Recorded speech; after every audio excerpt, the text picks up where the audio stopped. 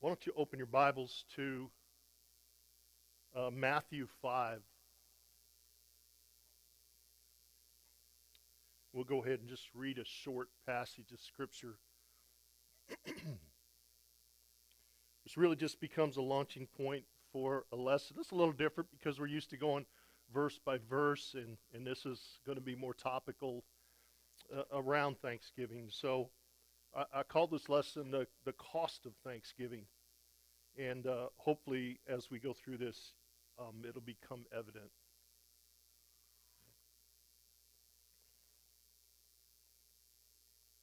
Matthew 5, if you look at the beginning of Matthew 5, you see the Beatitudes.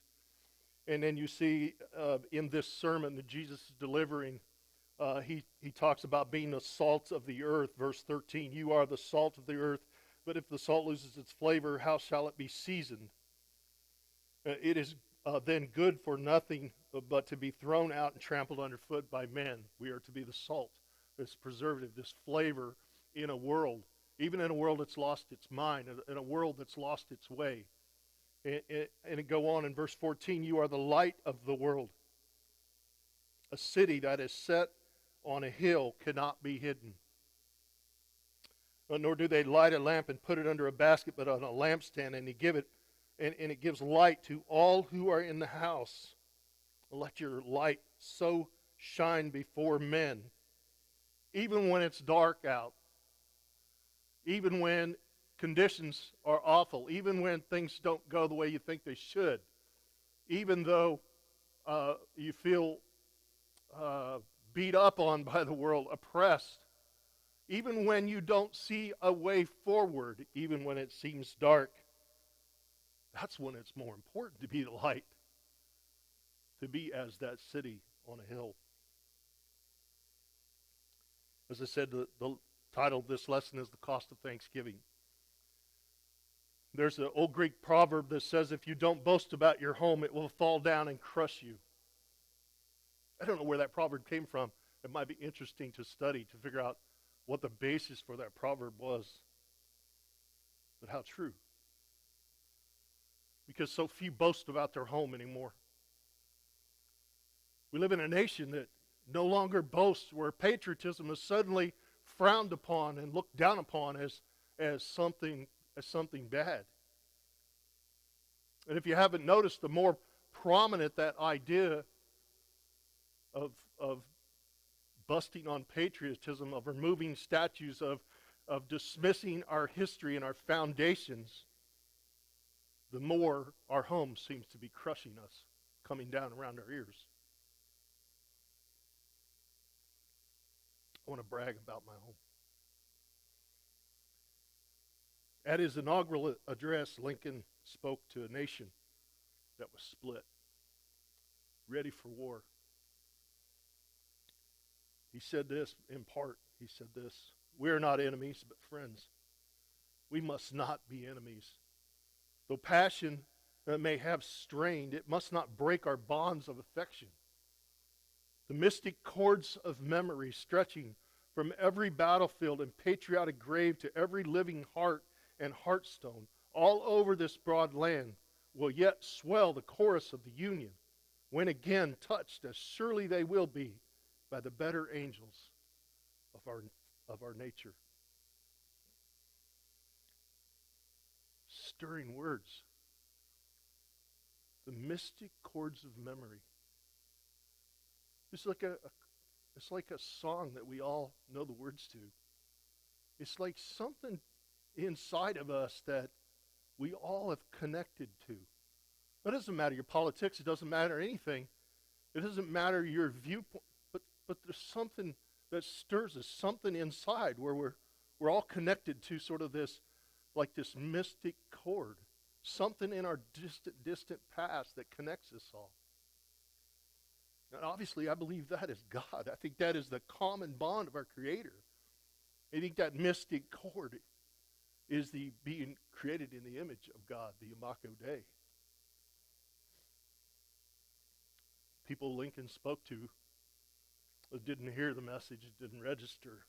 Less than a month later, this divided nation went to war and nearly destroyed itself. Our nation. 600 to 700,000 men were killed. There wasn't a family that wasn't devastated. There wasn't a family that wasn't torn apart, broken, maimed by this. And the very passions that make us so passionate about what we believe in are the very things that can drive us the wrong way. If we're not grounded in our faith, we're not acting in God's way. There does seem to be something like what Lincoln called the mystic chords of memory. This common bond, this common vision that has bound us together across all of the centuries. And I believe this is nothing less than the sovereign hand of providence in each situation. You could follow this through the course of time. You could follow it through families. We're going to look at a nation a little bit. But I think everyone could take their family and follow those mystic chords through their family. For me, I'll say I'm thankful for this nation. I'm saddened by what I see going on. To speak of the history of this nation and from its beginning to this day is to speak of a work of God amongst his people. But as we stand here today and we speak of thanksgiving, and we certainly should be thankful, and we are thankful, but so many times our thankfulness is really focused on the things I have and my situation and my conditions now, and it's not thankfulness for all of the stuff that led to that day, all of those that have bled and died and been committed to making this land a better place. We often forget to be thankful for those things, to even recognize them. We seem to be a nation confused and divided and torn.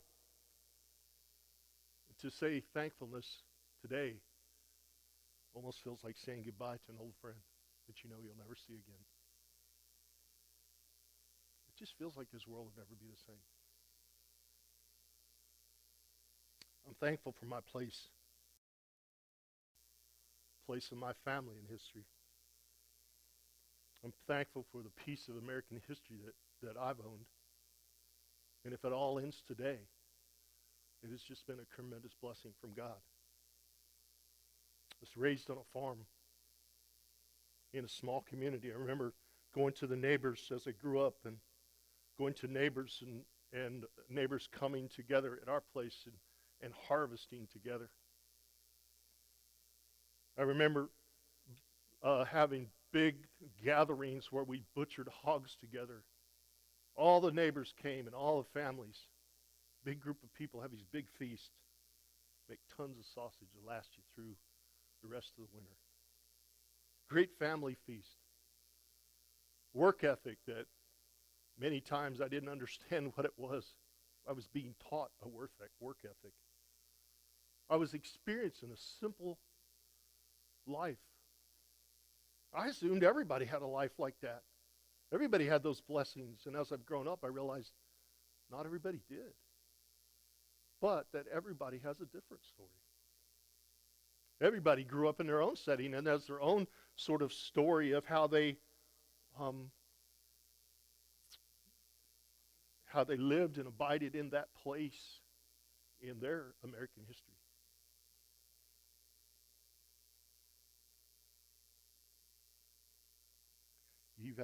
Each have your place. You have your place in this nation and in its time, in its sort of time slot and time frame.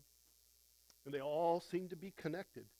We could look at our family and our place and go to our parents and their parents and see that they struggled and strived and abided with God, and they worked hard so that you could have a nation that was better. We all did that for our children and our grandchildren, and we still do. We could follow those sort of mystic chords all the way through life. These connections, this thing that binds us all together. And what we see is this sort of the warp and woof of the nation. It's the fabric of a culture and a society. And it's all held together, and it was all bound in our faith from the very beginning. It's faith in God. It seems to be coming apart. It seems to be unraveling. It seems like the fabric and the connection to all of our past and that faith is being unwoven and dismissed. That all of those that went before us and all those important things they did, we're supposed to believe are not important, that we're supposed to ignore those things, and we're making them out to be bad. I'm not saying anybody was perfect. I'm saying that there was people that went before us that did the best they could. And in faith, acted as best they could and learned hard lessons along the way. And if they messed up, they pointed to it and said, don't do what I did.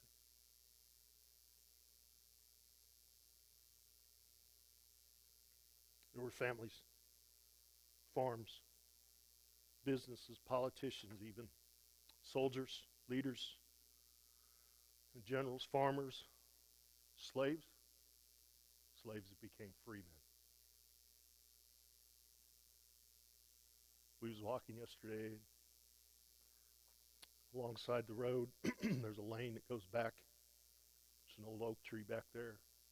Must be 150 years old. Used to be a house right by it. I look at that house and I said, it's gone now. That was somebody's dream. It used to be long before the interstate went through. It was probably out in the middle of a prairie. And somebody planted that tree. And that tree is massive and it's gorgeous. And the house is gone. The life was lived. The dream was lived out, passed along to others. The house became a shambles and dangerous. Nobody boasted on that house. Nobody said, that's my house. That's my tree.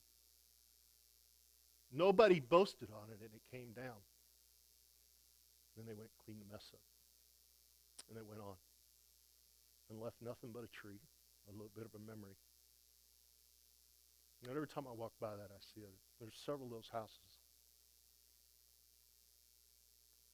across my life that I grew up out on a farm, and I see many of those old farms and farmhouses and barns coming down. Just distant memories. Nobody's boasting on them. And they're falling down. Each generation has done the best they could, worked and strived for liberty, freedom, for a better life for their children and their grandchildren. You have to know that some fought and died, willing to pay the price for you and I. But we could be here to do this even today. But that in every day of your life, you have that freedom. A freedom that says, I can go and do what I want. I have liberty to live my life if I see fit, to pursue happiness in the ways that I see. But somewhere along the line, we gave permission to someone that says you gets to tell you to stay home. While they do what they want, but now you're supposed to stay home. Because you're not smart enough to think for yourself, that somehow we've empowered people to think they're smarter than the rest of us, going to tell us what we must do. Be it that or 1,000 other things. You give them, if you give that to them, they will take it. And much more. And they'll never give it back. Don't think for a minute they'll give it back. People fought and died for that liberty that you're giving away. They took a stand. They took a stand against those who would steal their freedom and their opportunity. They spent their life for the kids, for the kids' kids, for us, for all the future generations. Those who forget history are condemned to repeat it. As I said before, there are people who want to dismantle history, snip the ties that bind us to our forefathers, to silence those mystic chords that touch something deep inside each one of us. And why we've all done the best we can with our kids, so often we find ourselves saying, they are doing this, they have taught them this, they took prayer out of school, and this mystic and mysterious they has done our kids wrong. And what we failed to notice is we are they.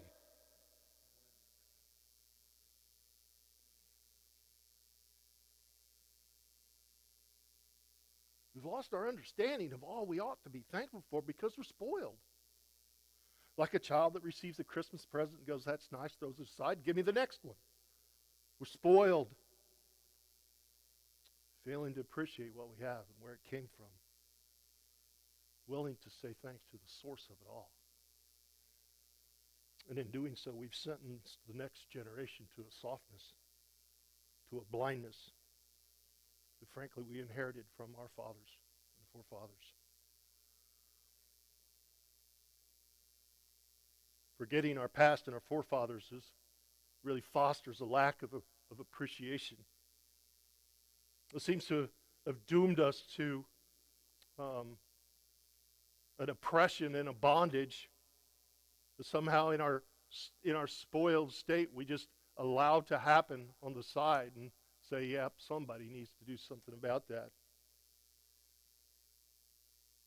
And we're headed right back to the very things that the founders of this nation stepped out against and spoke out against and were willing to die to deliver to you. And so if you say, I believe in this sort of idea of a mystic chord as something that binds us together, this common thread of our lives, seems to be something God put in each one of us, regardless of any cultural aspect of education, of place in life, that something binds us all together deep down inside. We look back towards our Maker and how we got to where we are. We could travel backwards in time and we sort of look at those that steered the nation and really made some of the hard decisions.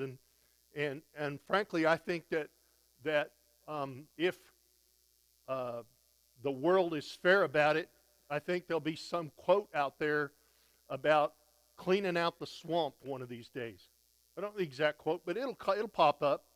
A president in the past who said, I'm going to clean out the swamp, the corruption, and it'll be noted somewhere in history if there's an honesty and a truth about history.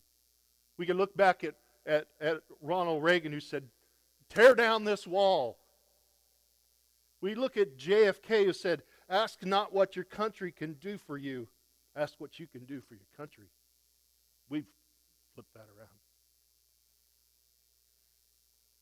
We could go further back and see Abraham Lincoln. He stood and said, 7 years ago, our forefathers brought forth to this continent a new nation, conceived in liberty, dedicated to the proposition that all men are created equal. Made them with a vision and faith with God and His Word as their guide. We could go back to Jefferson a little bit farther back.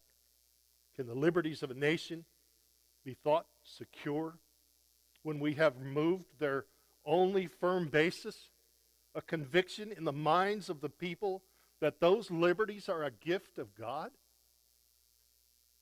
That they are violated but with His wrath. I tremble for my country when I reflect that God is just and that His justice cannot sleep forever. We could go back to the founders of the Constitution.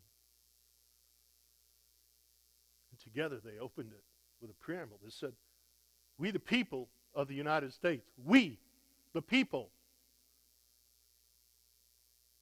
in order to form a more perfect union, establish justice, ensure domestic tranquility, provide for the common defense, promote the general welfare, and secure the blessings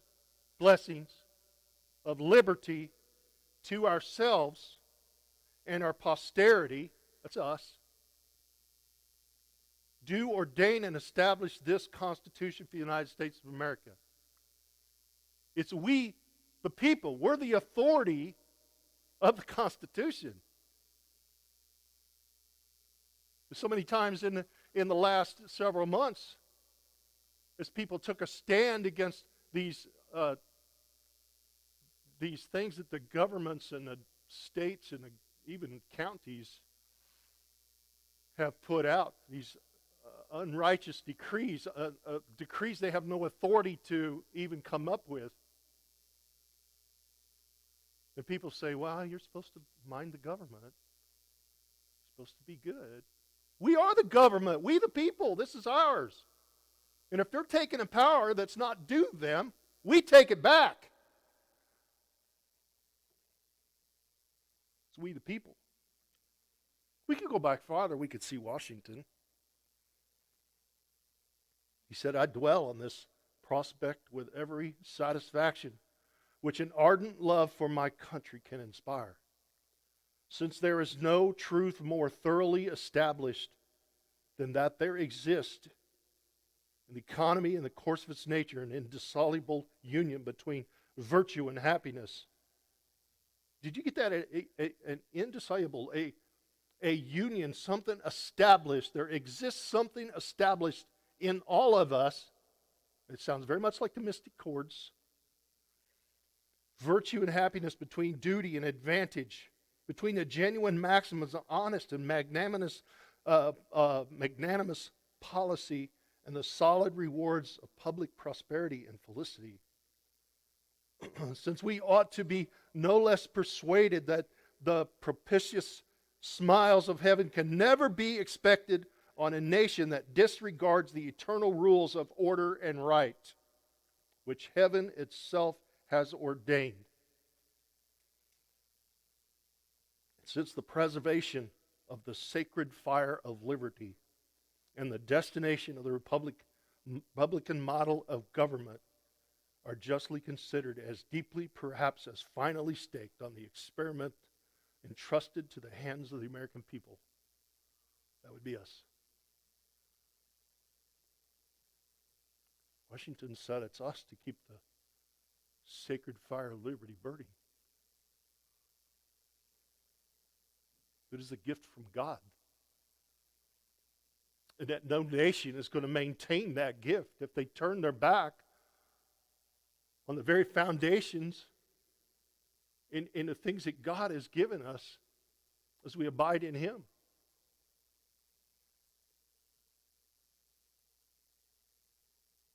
We could go a little farther back to those who declared independence.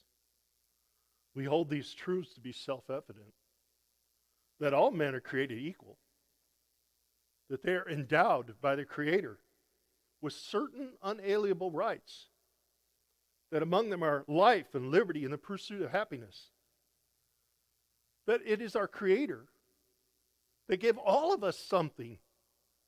Not just this nation, but our Creator gave His creation these things, and they're so self-evident that He gave us life, and He gave us liberty, and this desire for the pursuit of happiness. He instilled this in it. It sounds very much like this sacred fire. It sounds very much like this mystic cord. This thing that binds us all together is what God has put into us when He created us. So those are easy, those are easy ones. Those are easy because it looks at, you see these prominent people that have steered the nation. What about just the average people? What about those that surrounded Washington? Those that stood outside Constitution Hall? Those who were holding arms while the Declaration was being declared against a tyrant king? What about those that were going to the battlefield that said, yes, I'm going to fight for my liberty? They were dads. They were brothers.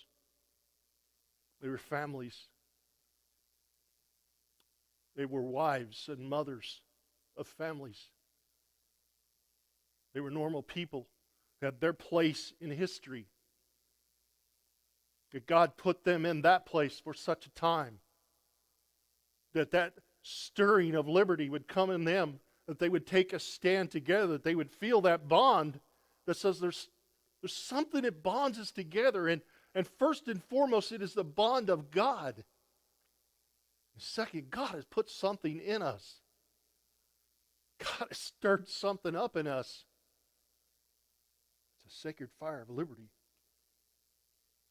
And so those are the easy ones to see. You can Google those. You can't hardly Google the average guy, the average husband and wife, the average youth that saw this going on. We're probably scared. But in reality, they were the prominent ones, not just those that stood at the front. And their speeches are recorded. Behind each are normal people. They're just families. They're preserve that sacred fire, living free, paying the dues all along the way. All along the way, they paid the dues. There was a high cost at times. It's been a connection maintained from generation to generation across time. And what you have to ask yourself is, are we willing to pay the cost?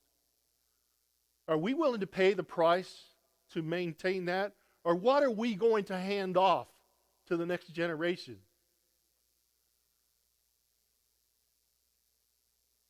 How do we show the next generation how important this is so they even care? Or do we just tell them they messed the nation up and they owe you something? And we don't know who they is, so we'll just look to Big Daddy G government and say he owes you a life. He owes you something. Would he take a stand and say, you know what? It's me. It's us. But we haven't held on to it like we should. It's time to turn it around. And it begins by seeing that common bond of God and stirring that up once again and recognizing that he put something in all of us. Aside from politics, aside from everything else.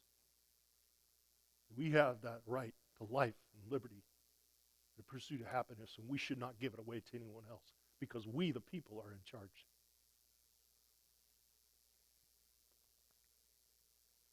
It starts with that declaration of your independence today. And then it's fought first and foremost on your knees. Because you gotta have courage.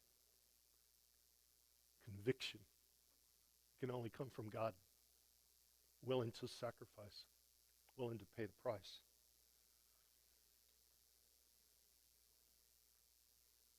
Which brings us back a little further in time to the Pilgrims. And that's why we're here, to talk about Thanksgiving. The Pilgrims didn't speak of mystic chords. They didn't know of mystic chords, obviously. But they still recognized something inside them. They spoke of, instead of the city of God, this idea of being a light in the world. The idea of a city of God, a place where God's ways rule. A place where we can worship God freely. His ways rule in our life. Where we bring his kingdom to earth. For a time. That we bring his ways to be done on earth as it is in heaven. He spoke of a city, a vision for their lives, a life lived for him to pursue this kingdom, to pursue this city on a hill idea. They considered themselves pilgrims because they were looking for what they called a new Jerusalem, that idea. They sought a land where God's law and grace would rule, a place where human oppression and wickedness was not found. Proverbs says, but the path of the just is like the shining sun that shines even brighter into perfect day. And the way of the wicked is like darkness, and they do not know what makes them stumble. They're in darkness. They don't even recognize they're in darkness, but they had a vision towards light and life in just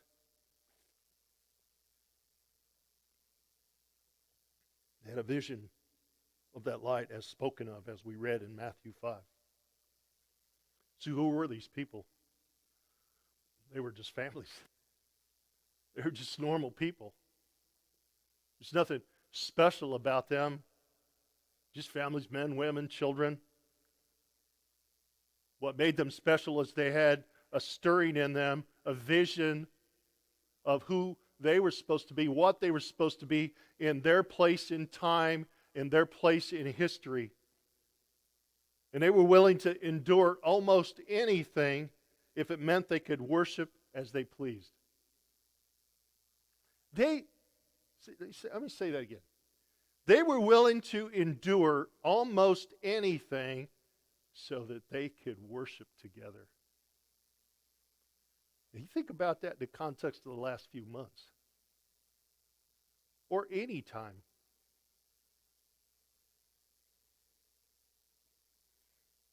How many times where we're not willing to endure anything for worship? Now, it's the gist of this church. I'm speaking of the church in general. So why did the Pilgrims leave where they were? Why did they leave their homes?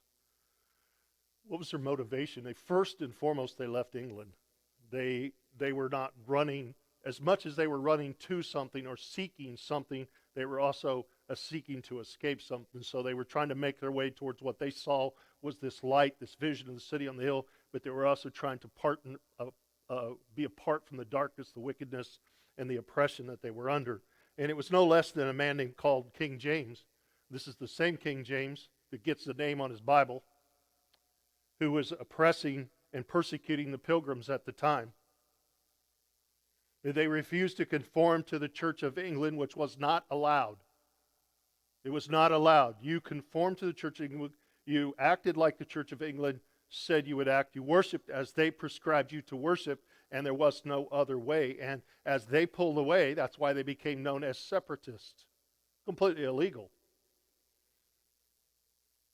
They simply refused to submit to the church authorities, which was the state at that time, which was the king. William Bradford wrote this. He said, "For some were taken and clapped into prison, others were in their houses beset and watched night and day, and hardly escaped their hands. And yet most were fain to flee and leave their houses and habitations and the means of their livelihood." That the Church of England was so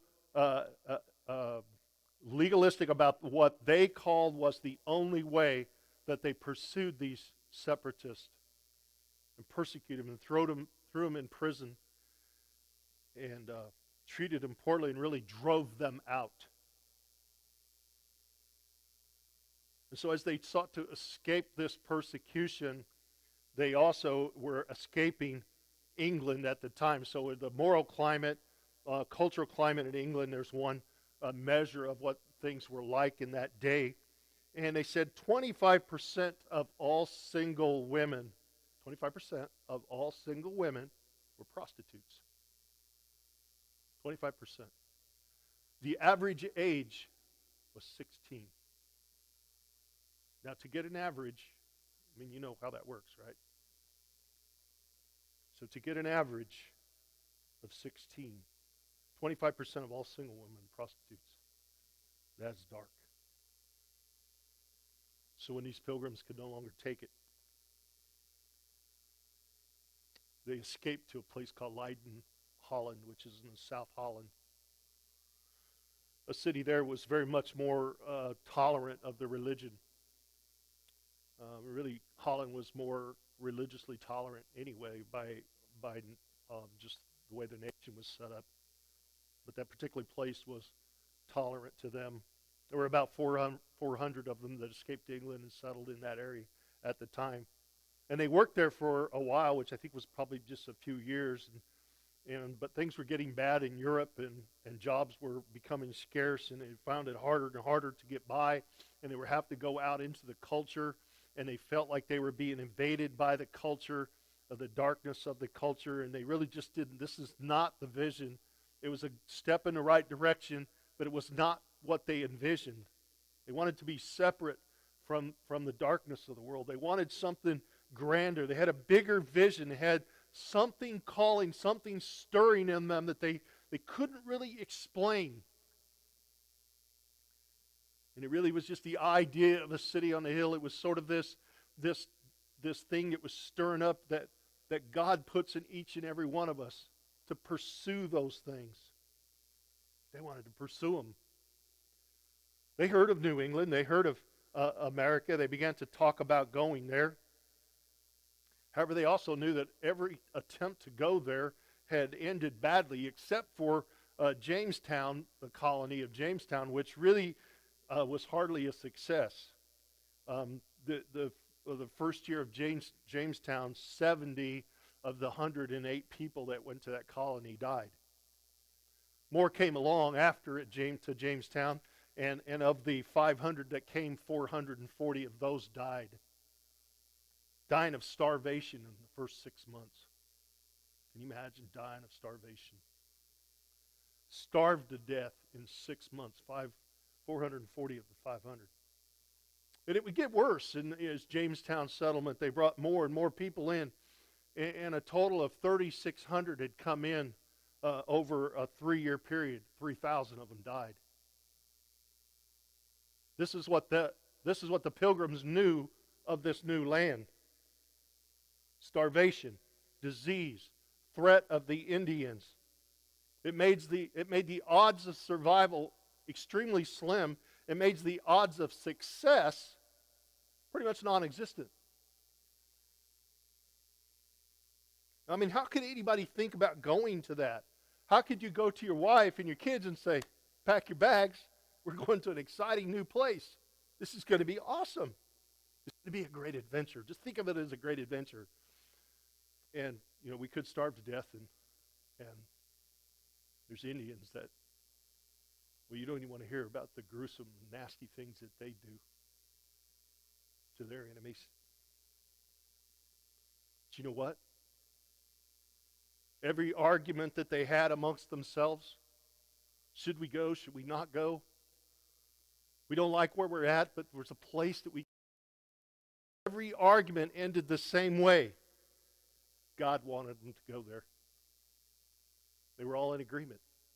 They didn't know how it was going to work.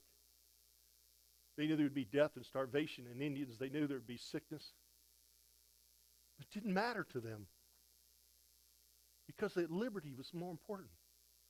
Because going where God called them to go, to be what God called them to be, was more important than life itself. We have lost that sense.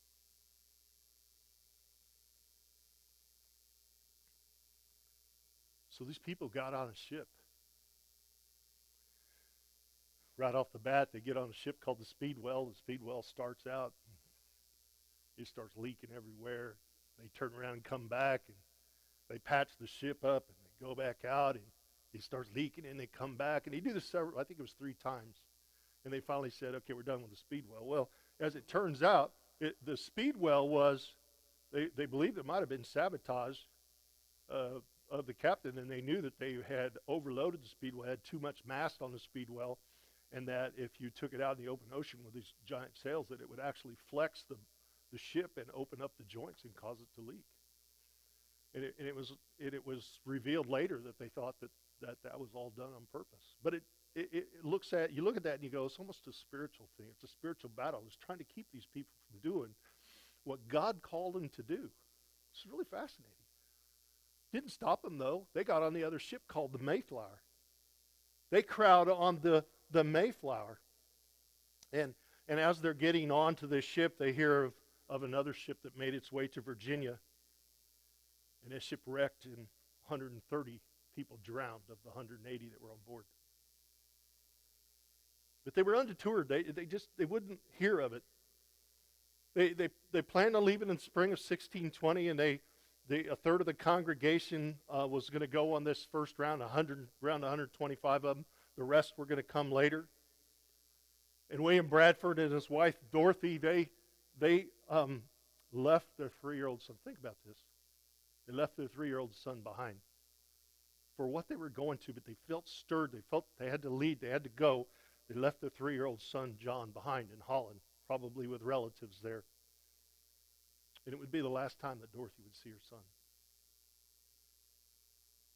If you look forward a little bit, as the ship was in the harbor, the Mayflower, after they got there, they were trying to figure out where they were going to settle, and they were exploring, and the idea of being on the ship and not having anything, no home, no shelter, no nothing friendly, and missing her 3-year-old son. Anyway, Dorothy ends up falling overboard in a ship that wasn't even moving.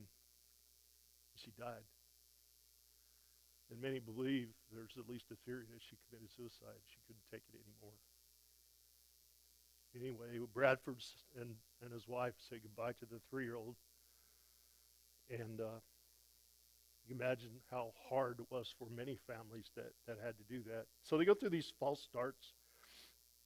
And they finally get on the Mayflower. They're crowded into the Mayflower in what's called the tween decks. The tween deck was between the top and the bottom. And the tween deck was about 5 feet. So tween deck for Doug would be several weeks of that. So 5 feet high, packed in there. They went in the tween deck and they tried to dress it up with some curtains and give it a little privacy here and there, and tried to make it their own but it was so crowded, it was not made for that many people. And so it was really physically and psychologically just overwhelming for them, and to live in this dark and drippy place for so long and being tossed in the ocean and so forth. They didn't know anything about this life. They had no concept of being on a ship for that period of time when they got on it. That it just wasn't part of their understanding. And so after this 3,000-mile stretch of ocean, they would then come to that place where they'd realize that there was no one there to greet them but hostile Indians. Indians that lived in that land did not understand what these floating islands were that these people were on. I think they called it like a floating island, because they had no concept of a ship like that. Bradford wrote of 2 incidents during his 3,000-mile journey that really sort of set a little bit of the tone of what's going on aboard the ship. He really didn't write too much about on board, but a couple of these incidents. At the very beginning, there was a sailor, one of the crew of the Mayflower, and Bradford says he was a proud and very profane young man. And he would always be contemning the people, poor people in their sickness, and cursing them daily with grievous execrations. And which is to say that this young sailor is just prodding, poking, making fun of them being seasick and carrying on about how awful they were. And the sailor said this, he said he hoped to help to cast half of them overboard before they came to their journey's end. And so in their sickness, in their tween deck, where they're uncomfortable, the psychological aspects of all this, they got some sailors saying, I'm looking forward to the day I'm going to throw half of you overboard before we even get there. As it turned out, however, the strong, arrogant sailor was the first to die. Bradford wrote this, but it pleased God before they came half seas over to smite this young man with a grievous disease, of which he died in a desperate manner, and so was himself the first that was thrown overboard. Bradford claimed, he said, it was an astonishment to all his fellows, for they noted it must be the just hand of God upon him. In another incident, a man named Mr. Howland was a servant for one of the families, just as someone attached to the family that served them. And one day in a tempest, you imagine in the tween deck, in a tempest, water dripping, tossing, and just can't even imagine. In the darkness in this awful place. He tossed about and sick of the the tween deck. Mr. Hallen went topside. Couldn't stand it anymore. He had to get out. He went topside for a little bit. And he quickly discovered that the deck of a ship in the middle of the ocean, tempest-tossed, was no place for what they called a landlubber. The whistle and the howl of the wind, they said, was terrifying. The physical buffeting of the wind and the waves and crashing over the ship was overwhelming. Suddenly the Mayflower lurched to one direction and Hal staggered against the ship's rail, went over the side, fell into the sea. And that should have been the end of him. But dangling over the side of the ship, over the rail of the ship, was a what they call a topsail halyard, the rope that's used to raise and lower the upper sail.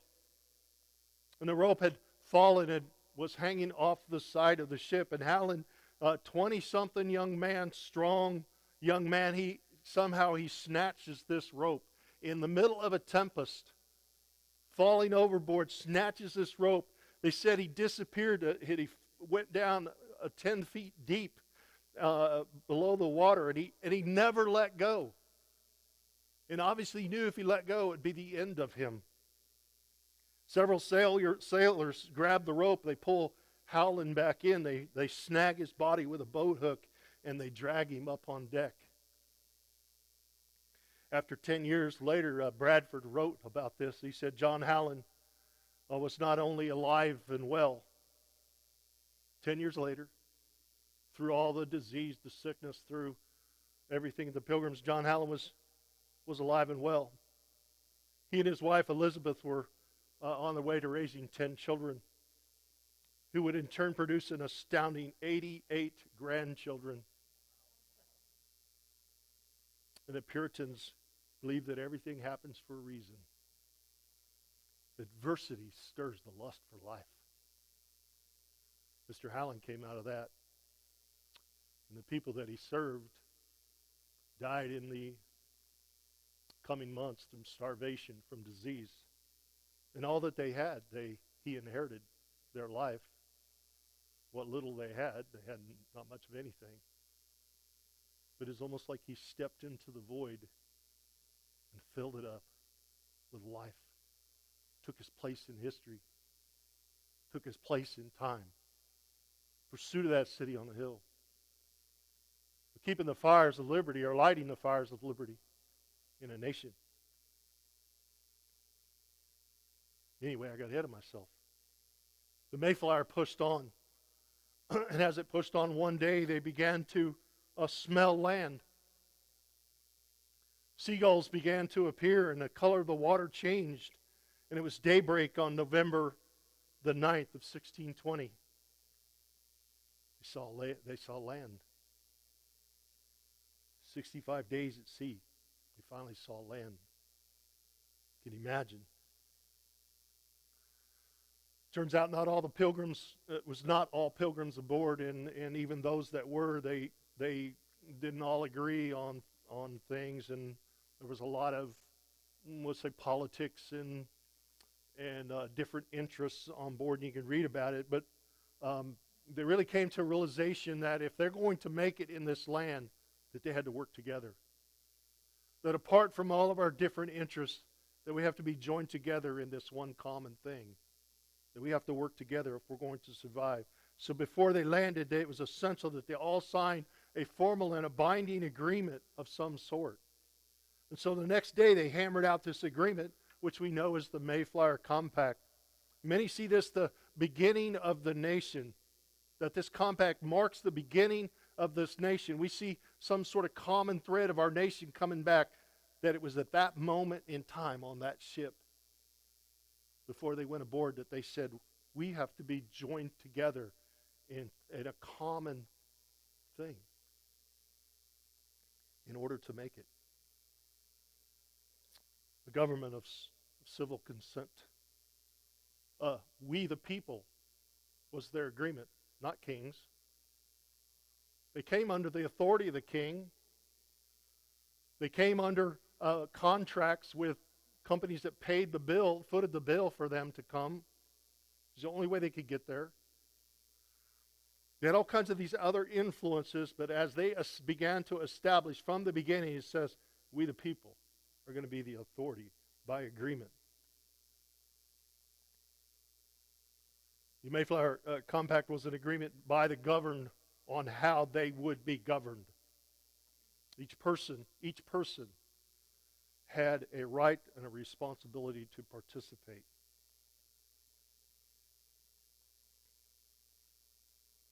Which I think is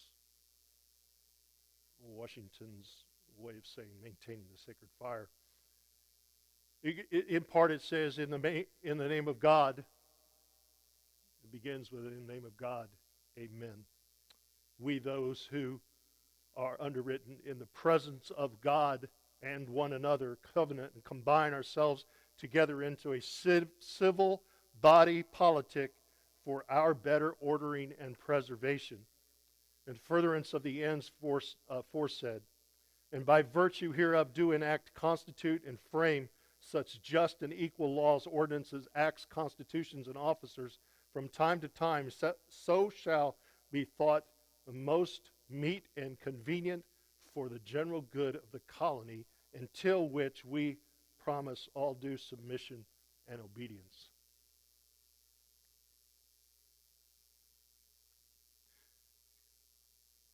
They didn't know anything about where they were. It was almost winter. They didn't have sufficient food. The speed well breaking down 2 or 3 times and all of that ate up so much of their time that by the time they got there, it was late. And it was in November, and it was late, particularly in the Northeast. Winter was coming quickly. They didn't have sufficient food supplies. Some were already sick too, had already died of sickness. Years later, Bradford looked at the first morning in America, and he wondered how they ever made it.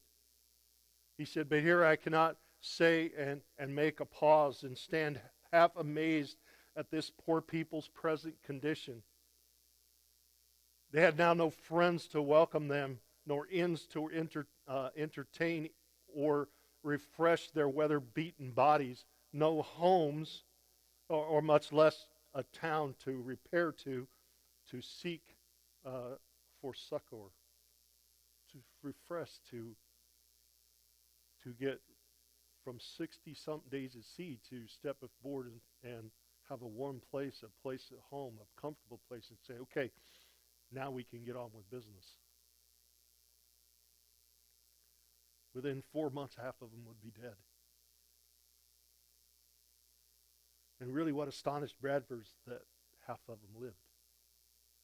He was just as amazed that half of them would live. He said, what could now sustain them but the Spirit of God in His grace? May not and ought not the children of these fathers, that's us. May not and ought not the children of these fathers rightly say, our fathers were Englishmen which came over the great ocean and were ready to perish in the wilderness, but that they cried out unto the Lord, and He heard their voice, and He looked on their adversity. It was Bradford's desire that we would look at them and say, not forget that these people have did this. They fell upon their knees. They blessed the God of heaven. In all of the terrible circumstances they were in, they fell upon their knees. They blessed the God of heaven who had brought them over the vast and furious ocean and delivered them from all the perils and the miseries thereof, again to set their feet on firm and stable earth, their proper element. They were home.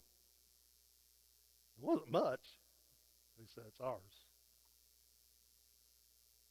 In this new land, they were greeted with illness. As I said, barely half a dozen were left to tend the sick right from the beginning. 6 of them trying to tend to all the others that were sick. No homes were being built. They suspected that returning to England was their only good choice. I remember reading a story which is as much a tradition, I'm not sure it's ever backed up with fact, but that it is a fact that they were starving, and they did not have enough food, and they were really struggling for food. And that at times they would they would count out the ration of grain, and that they said they would have 5 kernels of corn would be their daily ration. Can you imagine? That's just ridiculous. It's making my stomach growl to think about it. I'm like, I'm hungry. 5 kernels of corn. That this is the rations that they were trying to make it through the winter, that they had nothing. And they were trying to fish, and they were trying to, they didn't know anything about how to survive in that land. They had no inkling. And they really got to the point where they really suspected that returning to England was really the only good choice that they were going to have. Which would have mean all those that died and all that they'd went through would have been for nothing. These people sold their homes. They had nothing to go back to in England. There was nothing there for them. They did have some friends there. And something crazy took place. And on that spring day in 1621, in the spring, a few survived that winter. An Indian walked out of the woods and he greeted them. And he spoke perfect English. And that was his home, and he knew how to survive there. And he showed them the best way to plant corn and squash, and he showed them how to find fish and lobster and eels.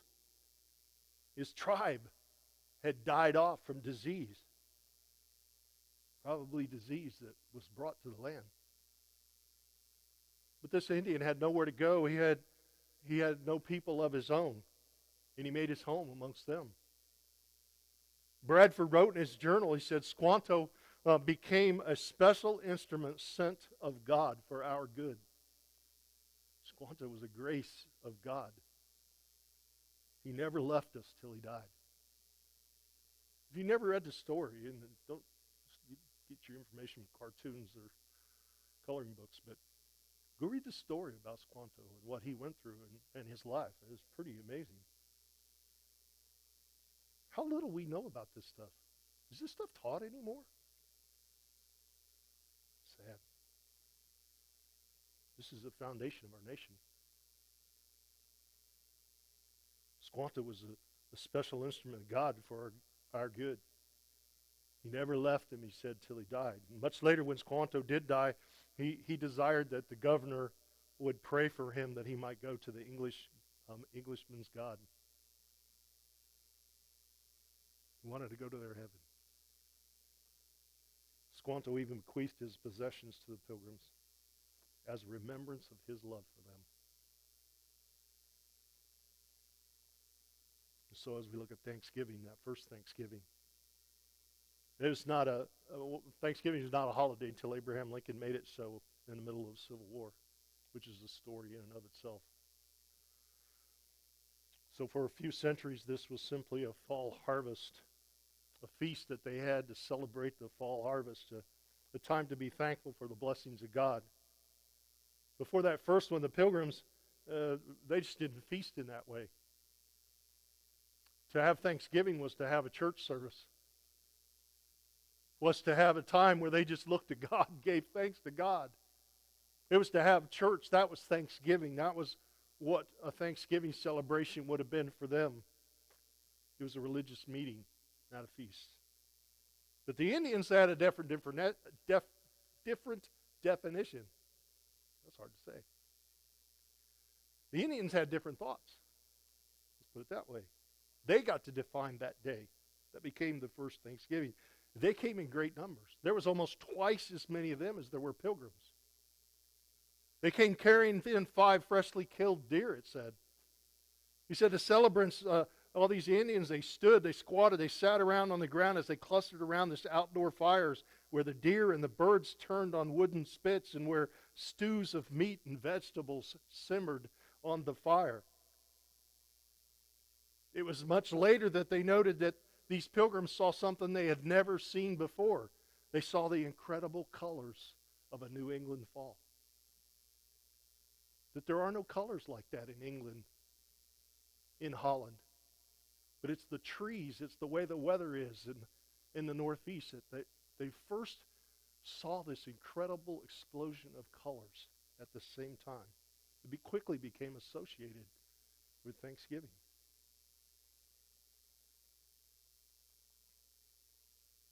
First Thanksgiving marked the conclusion of an absolutely remarkable year. so much was lost. Such a great price was paid. 11 months earlier, Pilgrims had arrived at the tip of Cape Cod, fearful and uninformed that they had made the Indians angry. They became sick and starving, and by all rights, none of the Pilgrims should have survived. And while it was a testament to not only the Pilgrims' grit and resolve, but also, and probably mostly, their faith, but there was also Massasoit, the leader of the Wampanoag Indians. It was really his assistance that came into play to save the Pilgrims that winter. And you can read about that, and it's amazing. This man could have easily went the other way and made war and let them starve to death. Anyway, more ships came. Another ship arrived in 1621, and I like this ship. This is my favorite ship. It's called the Fortune. It arrived in 1621, 35 people, and some supplies came. Not a big deal, but it's a big deal to me because immediately coming to shore, a woman named Martha Ford gave birth to a son, John. It was the first Ford in America right there. In 1628, 66 English settlers, led by John Endicott, had settled in a place called Salem, Massachusetts. In 1629, 200 more had followed. In 1630, a fleet of 11 ships sailed to Massachusetts. The fleet's flagship was called the Arbella, and on board her was a man named was a governor, a man named John Winthrop. And in June 12th of 1630, John Winthrop stood on the rails of the Arbella as he entered Salem Harbor. He'd been at sea for 72 days. And as he entered the harbor, he was perplexed. He was looking, where is Salem? Where's this great city he'd heard about? And all he said was a group of huts and canvas shelters. And he was greatly disappointed to find this what he considered a pathetic settlement in Salem. Governor Endicott informed him that only 85 remained of all those people that had come. 80 had died. The rest had returned to England, and many of those that were alive were planning on going back.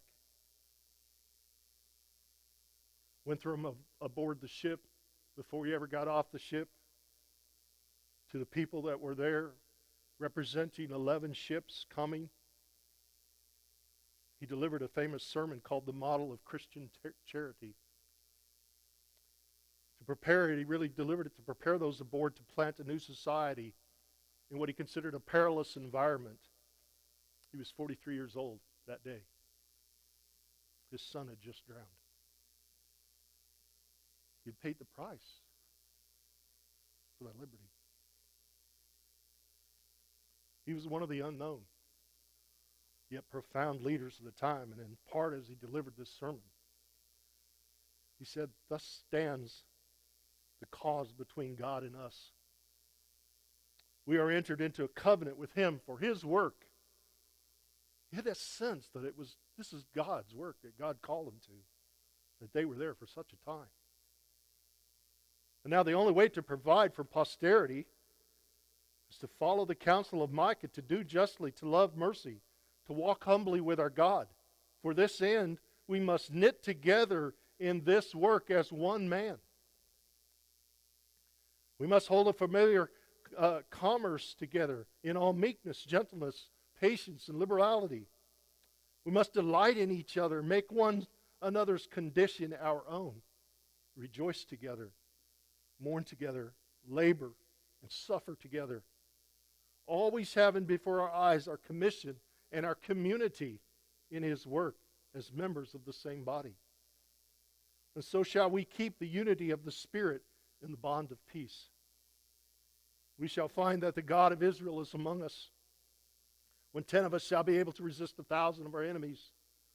When he shall make us a praise and glory, that men of succeeding plantations shall say, "The Lord make it that of New England." That's the Pilgrim spirit. The people of future generations, us, would say it was the Pilgrim spirit, that willingness that they had to pay the price. For we must consider, he goes on, that we shall be as a city on a hill, for the world to witness and to emulate. He looked at those people who were walking into this settlement of nothing. He said, we're going to be this light to the world. The world is watching us. The world is watching how we respond to the circumstances of our life, to this situation that they stepped into. We're going to be, as a city on a hill, a light for all the world to see. And we'll point to that source of light. He saw this people in his settlement as a light to the world, as a great responsibility, a great honor, a tremendous burden, and a great cost, chosen for such a time. If they fail to live and abide under godly principles, he said they'll fail completely, and they'll cease to be. It's the same thing Washington said, same thing Jefferson said. If you fail to live and abide under godly principles, you will cease to be as a nation. Eyes of the world, we're watching. And they still are. And that brings us to the state of things today. I know I'm late, but I can't stop. And here we stand. Stand at a crossroads. We're so used to seeing prosperity and hope on the horizon that we even fall subject to accepting a godless mirage that our enemies present as some viable option for life. It's not. It's clouds without rain. It's wells without water. It's life without hope. It's life cooped up in your house waiting for your government to do something for you. Instead of having that pursuit of life and liberty and happiness and having the freedom to do it of yourself.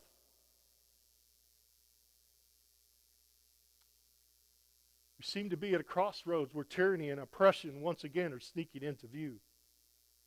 We face the very thing the Pilgrims left. It's caught up. Somehow it caught up. The problem is there's nowhere for us to go. Leaving is not a choice. The question is there any Pilgrim spirit left in us? And are we willing to pay a... Do you feel that stirring inside of you? Of that mystic chord that Lincoln spoke of the sacred fire that Washington spoke of? Is there any American spirit remaining? A spirit that says, I'd rather die free than live in oppression. These are all valid questions. Only you can answer.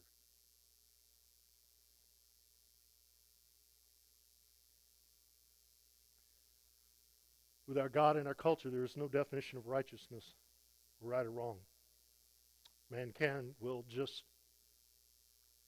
draw up its own ways of living, something that's comfortable for as many people as possible, particularly those that see themselves as the empowered and the wise, the ones that are going to rule over the rest of us. We'll always manage to the lowest common denominator. This is exactly what we've seen in the last month or so as we start to legalize drugs. We're going to legalize, we're just not going to have laws. Instead of lawlessness, we'll just remove the laws and then we won't be lawless. I guess that's the theory. In God's presence, we are called to a higher calling than self. To be other-centered, loving God and loving our neighbor.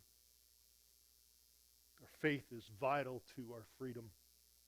Eric Metaxas said this, he said, what we are talking about is something called the golden triangle of freedom. And basically what it says is that freedom requires virtue requires faith, and faith requires freedom. In a circle, all reliant on each other. The three go round and round, infinitely supporting one another, unless one of the three legs is removed. One of the three legs is removed, faith, freedom, and virtue. If one of the three legs is removed, they all three cease to exist. There will be no faith, no freedom, and no virtue. Cotton Mather, who considered one of the most brilliant men of his times, he wrote 450 books. He introduced a smallpox vaccine in an epidemic. He was early 1800s, I think it was. He, from studying what happened in England, he said it this way. He said, "Religion begat prosperity, and the daughter devoured the mother." Religion begat prosperity. The daughter devoured the mother. It's the same thing. If you don't boast about your house, it'll fall on you. In the same blunt vein, speaking of all of New England, another man, Judge Sewell, wrote to a friend, he said, "Prosperity is too fulsome a diet for any one man unless seasoned with a little grains of adversity." But it seems to be adversity that helps remind us of those chords that ring true of what God has called us to be. We're so much more productive in pursuit of a dream than we are at holding on to one. When you possess the dream, you quickly forgot that it was once a dream of many people. And it's easy to forget all the cost that they paid for that dream. We sadly take it for granted, expect it, and somehow feel entitled to it. So what do? This is Doug's opinion. In Daniel 6, there was a warrant signed for his death. Some people got together and said, we got to do something about this Daniel. We got to find some unrighteous act, some way he's broke the law. They couldn't find anything. So what did they do? They changed the law, made it retroactive. If you worship any other god, then we can throw you in a lion's den. So they signed it. The king signed it. Now when Daniel knew what the writing was signed, he went home. And in his upper room with his windows open towards Jerusalem, he knelt down on his knees 3 times that day. And he prayed. You know what he did? He gave thanks to God, as was his custom. Go to your window today, your prayer closet, this week. Pray with thankfulness. As part of a light, as part of the preservers of liberty, giving thanks to God for what he's entrusted to you. Get a good grip on it. It was someone's dream.